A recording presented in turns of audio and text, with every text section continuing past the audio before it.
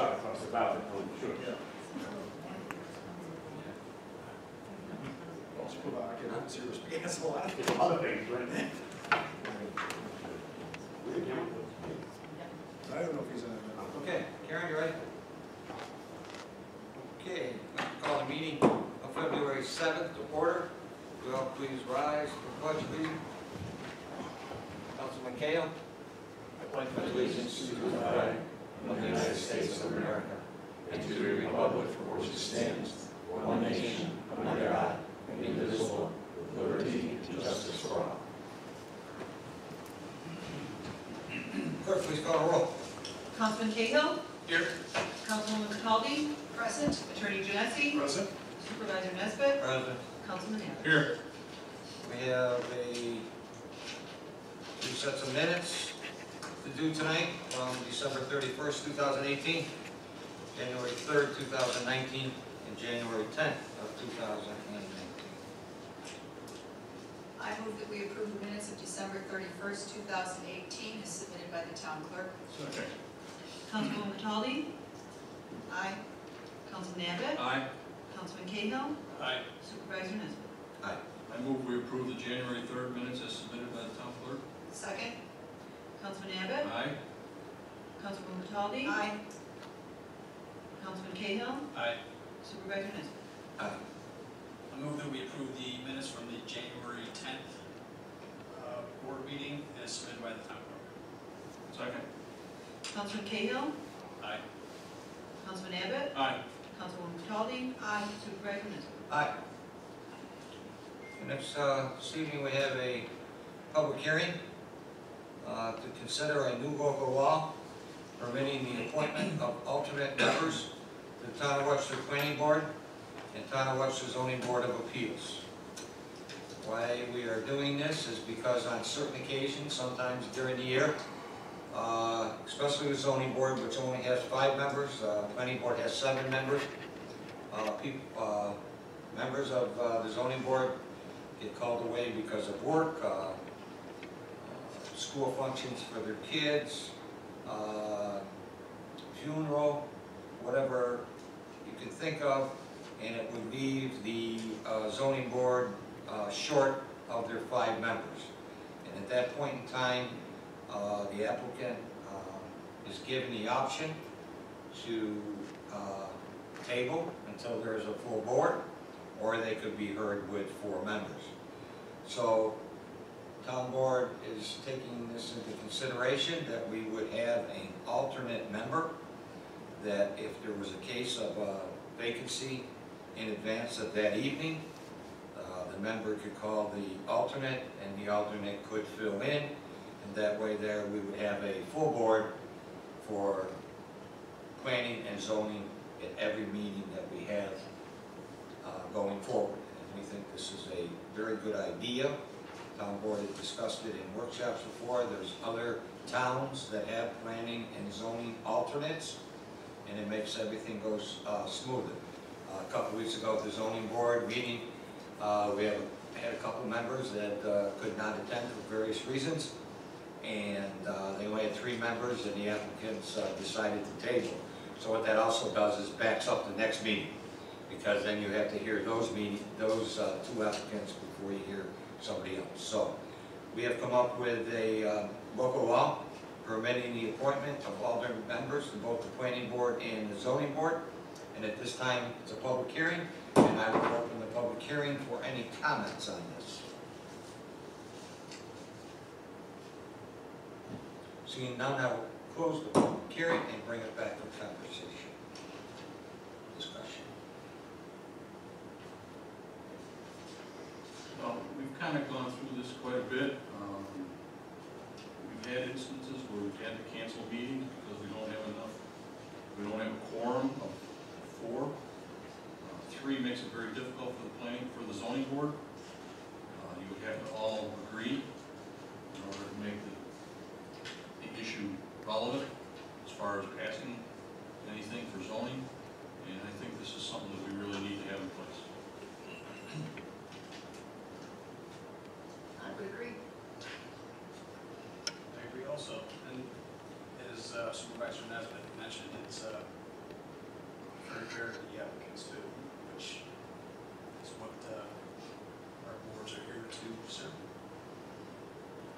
Hearing that, I will move to enact a new local law, is this number one? Yes, sir. Number one, permitting the appointment of alternate members to the planning board and zoning board of appeals. Whereas the town board has the authority pursuant to Article 9 of the New York State Town Law to enact, amend, and repeal ordinances, rules, and regulations. Is both the public interest required by law that a public hearing be held to consider a proposed amendment to the Webster Town Code. A notice of the public hearing was published in Webster Herald on January 23rd. Public hearing of proposed local law was held on February 7th at 7:30 p.m. This chapter will apply to the appointment, terms, functions, and hours of alternate members appointed to serve on the Planning Board and Zoning Board of Appeals in the town of Webster. Alternate member, and it will be defined as an individual appointed by the town board who is utilized when a regular member is unable to participate on an application or a matter before the respective board. The member is an individual appointed by the town board to serve on the planning board and or zoning board of appeals pursuant to the provisions of the local law or ordinance which first established such planning and zoning board of appeals.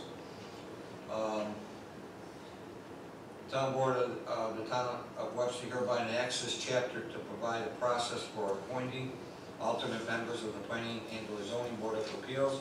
These individuals will serve when members are absent or unable to participate on an application or a matter before the respective boards.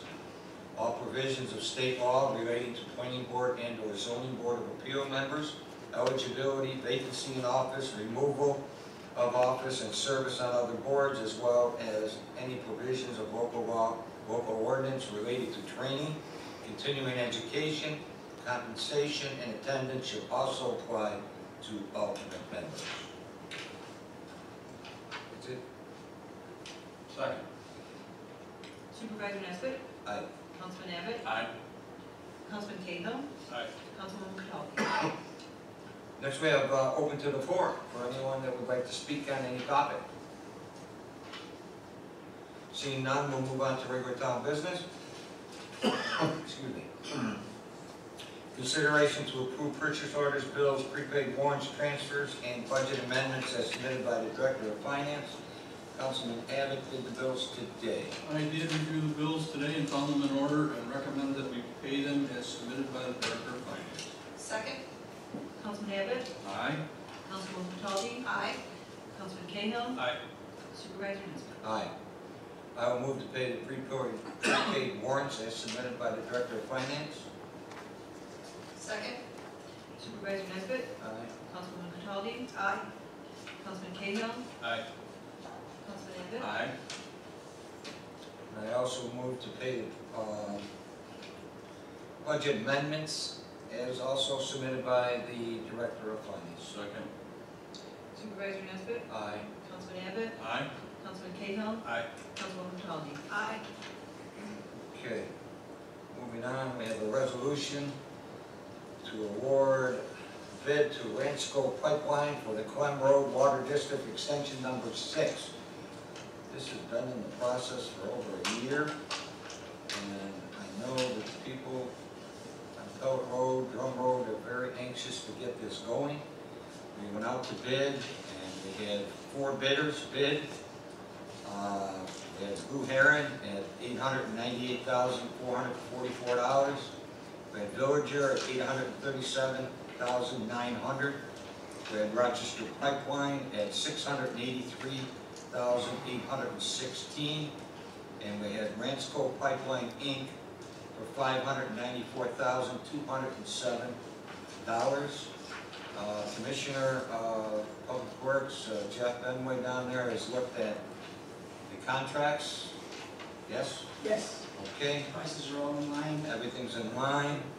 no mistakes. I will move to authorize the town, or have somebody sign a contract with Ransco Piping for the construction of Clem Road Water District Extension Number 6. Whereas the residents along Pellet Road, Drum Road, Herman Road, Shangri-La Lane and Bosworth Road requested a town board for extension of the existing town water lines. Costage engineers were hired to provide professional design services for Glen Road Water District Extension number 6. And whereas the town board authorized the Department of Public Works to obtain bids for the construction of the Glen Road Water District Extension number 6. Whereas the bids were publicly opened on January 17, 2019. Whereas the bids were reviewed by the Commissioner of Public Works and there were no errors. Now therefore be resolved that the town board authorize the supervisor to sign a contract with Ransco Pipe Inc. for the Glen Road Water District number 6, being the low bid at $594,207. Second. Supervisor Nesbit? Aye. Councilman Abbott? Aye. Councilman Cahill? Aye. Councilwoman Cataldi? Aye.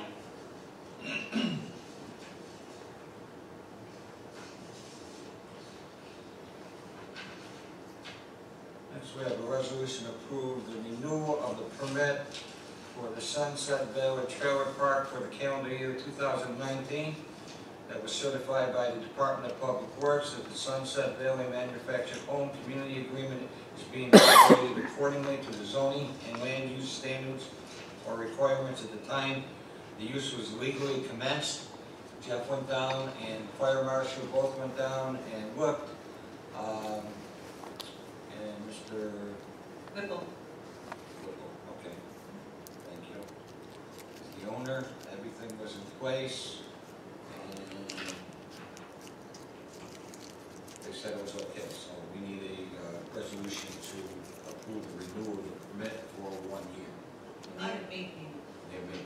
I would move that we approve the renewal of the permit for the Sunset Valley Trailer Park for the calendar year 2019, certified by the Department of Public Works and the Sunset Valley Manufactured Home Community Agreement is being operated according to the zoning and land use standards requirements at the time use was legally commenced.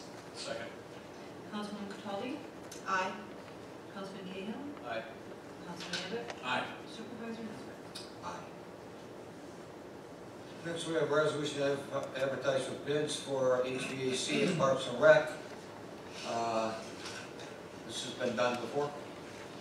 And the low bidder, the Updraft Group, was unable to perform the work within the town schedule.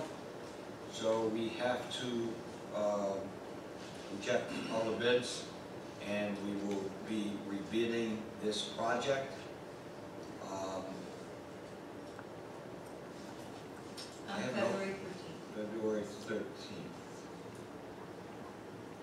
We will advertise on February 13th, and we're going to open on the 25th, is that what we got? Yes. The 25th at 2 p.m. Jeff, you'll have the specs Yes. ready for Barbara On Tuesday. on Tuesday, okay? Thank you. Whereas the board previously authorized issuance of municipal bonds to fund the construction of these improvements, at their March 3rd, 2016 meeting, the town board has declared itself lead agency under New York Seeker, and the town board determined the project's type 2 action and will not have a significant impact on the environment at the March 3rd meeting. And whereas the plans and specifications for the project were prepared by the Webster Department of Public Works. So we need a resolution, that's it, I guess, to advertise for bids. Is that your motion? My motion. Second. Supervisor Nesbit? Aye. Councilwoman Cataldi? Aye. Councilman Cahill? Aye. Councilman Abbott? Aye. Okay, next we have resolution authorizing supervisor to sign an agreement between the town of Webster and the Northeast Quadrant Advanced Life Support Depots for services from January 1st, December 31st, 2019. This is our annual contract with Northeast Quadrant to provide advanced life support to the town of Webster, the whole town of Webster, and for the year 2019. This is something that's been going on for about 30 years now. The town thought way back when that this was a good idea to have Advanced life support. Advanced life support is different than basic life support. Advanced life support is when, I'll put it in my terms, you have a heart attack or a breathing problem or advanced life support. This is not when you fall and you just have a broken arm or broken leg. These paramedics have advanced life support training. They go to either West Webster side or Northeast side and perform services in a fly car. It's not the ambulance that's coming. It's a fly car. It's totally different. And I get calls all the time about this. It's advanced life support. Now the town, years ago, used to kick in $150,000 at that point in time, because back, I think it was Adrian Steen, was it Adrian? It was Adrian. Felt that this was a needed service for the town of Webster, and the town of Webster supported with $150,000 in tax payments back then. Right now, we got it down to $50,000, and we still think it's a very useful service for the town of Webster. They also do the town of Penfield. They do the town of Ontario also. So it's a service that's needed by all of these towns, and the $50,000 that we give to them sometimes helps out some people. If they cannot afford to pay a bill, there's a process there that you can apply for, and this is our way of helping some residents out. So the town is authorized under Section 184 of the town law to enter a contract for the furnishing of advanced life support. Has entered such a contract with Nichols under Section 184 of the town law and Section 209B of the general municipal law. Nichols is a duly incorporated not-for-profit corporation organized and incorporated under the laws of New York State on February 4th of 1988. The town desires to make available for its residents emergency services that are not now available through West Webster Fire District or the Northeast Joint Fire District. The purpose for which Nichols was formed are to provide advanced life support to those persons in need of such service within the geographical confines of the town of Webster, to render first aid services in conjunction with the cooperation of advanced life support, to attempt to save life, relieve suffering of the injured, and promote safety. In considerations of the furnishings of services by Nichols, the town shall pay in 2019 the amount of $50,000. This agreement shall be a term of 1 calendar year commencing on January 1st, 2019 and terminating on December 31st, 2019. Second. Supervisor Nisbet? Aye. Councilman Abbott? Aye. Councilman Cahill? Aye. Councilwoman Kirkowski? Aye. While we're on the topic of fire ambulance services, I've seen in the paper, I've seen in social media lately, again, in regards to recent social media posts about cooperation amongst Webster, Nichols, Weems, and the Union L. And all I can say is the facts are very simple. At this time, the town of Webster is in appeal with New York State on our CON, Certificate of Need. And the town of Webster will wait until that appeal is heard and a decision is rendered before we take or make any request to modify our Monroe County mutual aid positions with Monroe County. In the MLREMS letter to the supervisor dated December 6, 2018, and which is circulating on social media right now, there is no penalty for not submitting any information that they have requested. The town of Webster is working on our 12-06 forms and will file them soon. I would also like to remind all Webster residents that on August 24th, 2018, the town of Webster received an ambulance service certificate from the New York State Department of Health that allows the town of Webster to operate an ambulance service in the town of Webster. If the town of Webster is not in compliance with the New York State Department of Health, who issued the license, I'm sure I would have heard from them by now about any violations or enforcement action being taken by the Department of Health. To this date, I have not heard anything from the New York State Department of Health.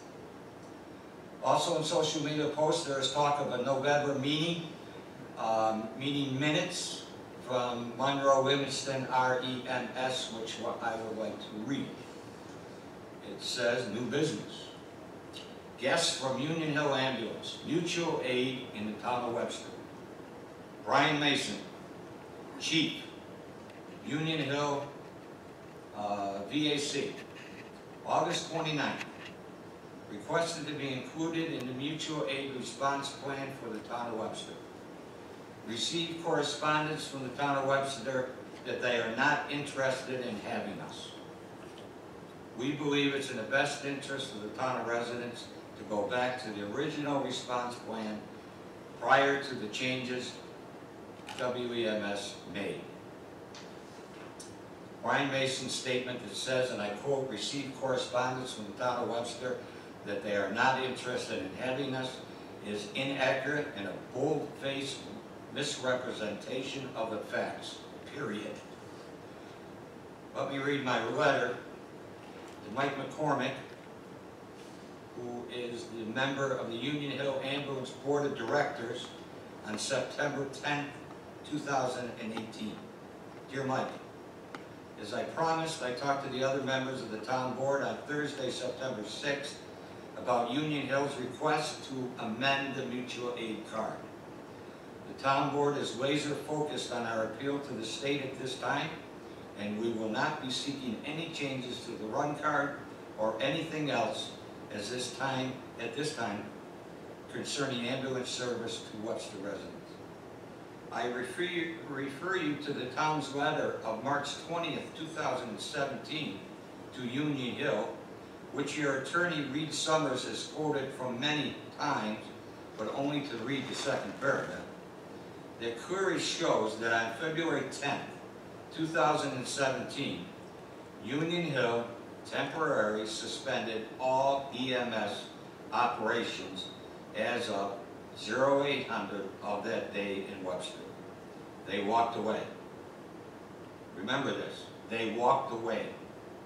It also stated at that time that the town offered Union Hill to be the first for backup calls in Webster, and Union Hill did not respond to that offer at any time. In fact, what they did was file a lawsuit, which they lost.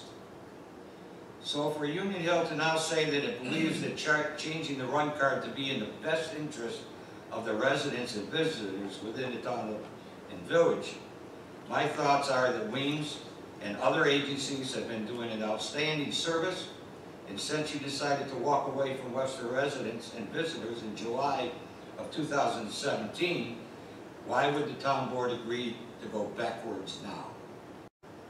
Thank you for contacting me, but the town of Webster is now going to wait until our appeal is heard and a decision is rendered before we consider any changes to the run card.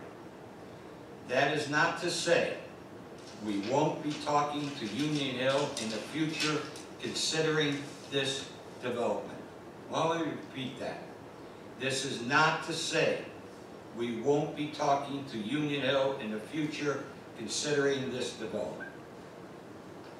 Webster residents, Union Hill Ambulance Service abandoned you on February 10th, 2017, leaving Webster without ambulance service for the east side of town, and myself and the other town board members did our jobs in finding outstanding ambulance service in Weems to replace Union Hill, who then ultimately also lost their court case against Weems and the town of Webster. They now want to blame the town board of Webster for their actions. This is sad. I'm tired of social media fighting back and forth. I have documentation on everything that we have done, and I can prove everything that we have done. And this stuff going back and forth in social media so Union Hill can get back in the door. Wait for the appeals done, and then we'll talk to you. Okay? So let's knock off the stuff on social media because it's not true. Because I'll sit here all night and read the facts. And you can come in here and, open to the floor, and I'll have the facts for you. But we have done this stuff. We have done everything there is to do. And we're getting service now at 96.1%. Okay? We're doing well for the town of Webster. And this nonsense has got to stop on social media going back and forth. We gave you an opportunity.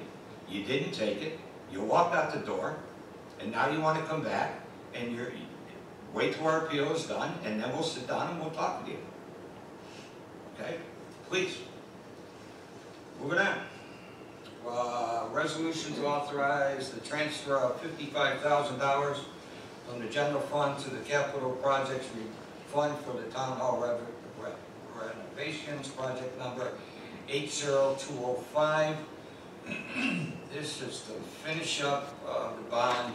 We are over on the bond by a little bit because of asbestos that was in the ceiling and in the floor above and beyond what we knew it was. So we ran over. We need to transfer $55,000 from the general fund to the capital fund project so we can get that paid off. I think everybody knows about the asbestos. We've been talking about it for a long time. So if I could have a resolution to transfer 55 from the general fund to the capital fund, so Paul can do that. I would move that we authorize $55,000 to be transferred from the general fund to the capital project fund H0205. Second. Councilwoman Haldy, Aye. Councilman Cahill, Aye. Councilman Abbott, Aye. Supervisor Nestor. Aye.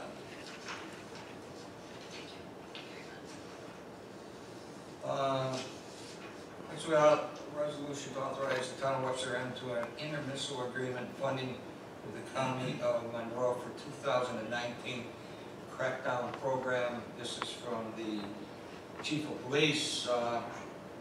It's a 2019 stop enhancement funds that they have to get.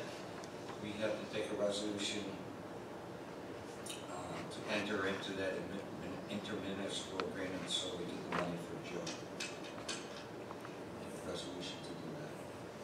I'd just like to say before we do that I actually know Peggy Duffy, and she has made this her life's mission to stop DWI because of a personal family loss to a DWI accident, and she has just done tremendous work in our community in putting forth efforts and coordinating with all of our first responders in trying to limit DWI fatalities. I think she's done a great job.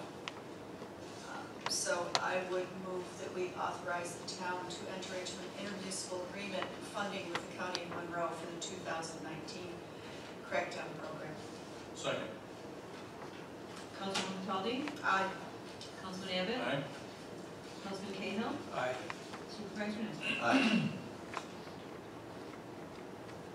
Next, we have a resolution to authorize the expenditure of $10,566.04 from the Parkland Trust Fund account for a camera system for the Parks and Recreation Building. This is really for First Responders Park. If anybody read the Webster Herald a couple weeks ago, we had somebody go out there in their truck and tore up all the grass. We drove around, messed it all up out there, and we didn't have any cameras out there. Not only is we have the spray park out there and the playground out there, and we want to make sure that this doesn't happen in the future. It's a legitimate expense from the Park and Trust Fund to improve the park. So I would like a resolution to authorize the expenditure of $10,566.04. So we can put up about 4 or 5 different cameras at different angles to different ways to get into the parks to make sure that the next time this happens, we will get the plate number and we will find out who they are, and they will pay for the damage that they just did, because it's unwarranted. And And what we are, the town board is concerned about is the fact that the other stuff that we have out there is very expensive. Okay, so I just leave it there. I would move that we spend $10,566.04 from the Parkland Trust Fund for a camera system for the Parks and Recreation area at the first responder park. Second. Councilman Abbott? Aye. Councilwoman Caldwell? Aye. Councilman Cahill? Aye. Supervisor Nuss? Next, we have a resolution to consider a referral to the planning board for review and recommendation for issuance of an industrial use permit for the Northridge Church located at 780 Salt Road in town of Webster. If you'd like to come up and tell us what you would like to do. Good evening, I'm Steve Perkos, an architect with CPL, and with me today is Nate Miller, pastor with Northridge Church. I'm going to let Nate speak for a minute or two about the mission of the church, and then I can follow up with some zoning information for you. Yeah, I appreciate this opportunity to be here tonight and share with you, but as Steve said, my name is Nate Miller. I'm one of the pastors at Northridge Church. We have 4 campuses across the Rochester area. I've had the privilege of leading our Webster campus over the last 4 years, and we currently meet at Willing Middle School. We have met there the last 4 years. I have a great relationship with the school. It's been wonderful. We started 4 years ago with 280 people in one service. Now, 4 years later, we have 600 people on a Sunday across 2 different services. And as we've been meeting, we've also kept our eye out for a potential opportunity for a permanent facility, to have a permanent presence here in the community of Webster, realizing being at a school is not something we'll probably be able to do forever. And so that led us to keep our eyes out, which led us to the 780 Salt Road property. And there's a lot of parking, there's good visibility, good access. It checked off a lot of the boxes that got us excited about being able to manage the growth that we've been able to see within our church, and also look to future growth as we move down the road. So it's kind of led us to where we are at today. As far as the proposed development goes, there's an existing facility there at 780 Salt Road. Northridge Church would take over the back third of the building and then propose a 10,000 square foot addition for an auditorium space within the existing parking lot. Like Nate said, we can make the parking counts work. There's plenty of parking out there. We'd be adding some amenities on a grass courtyard area in front of the building for visitors. We have drop-offs around 3 sides of the buildings for the elderly and for accessibility. There is classroom functions in the building that would be used only on Sundays while services are going on. We intend on complying with the zoning ordinance in all aspects, and we look for your referral. If I can answer any questions on here. The church is currently contract vendee. You have an offering to buy, you don't own the property. Correct. We're under contract right now. Will you be using the back third of it? Yes. Currently, there's a tenant in the front third. I believe the middle portion is vacant, and then the back third is the newer portion. That was an addition in the 80s, and they're going to renovate that space and then add the back.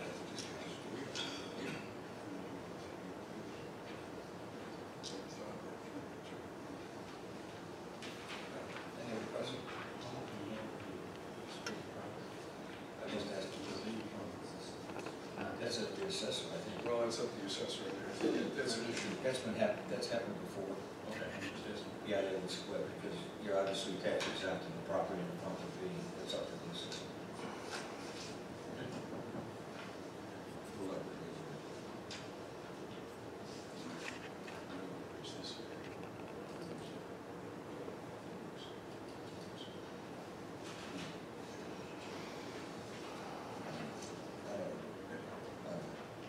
Any other questions? I'll move to refer to the planning board for review and recommendation for the issuance of an industrial use permit for the Northridge Church located at 780 Stock Road, Webster, New York. Second. Supervisor Nesbitt? Aye. Councilman Cahill? Aye. Councilwoman Cataldi? Aye. Councilman Danforth? Aye. You're all set. Thank you. Thanks for Thank coming you. in. Planning board. Good luck. You want the extra, probably you could use it. Yeah, you can use this. I'll take it if you Yeah, don't why want. don't you, why don't you leave one to it, because I may be sitting as planning board attorney when this comes up, or current attorneys. I'll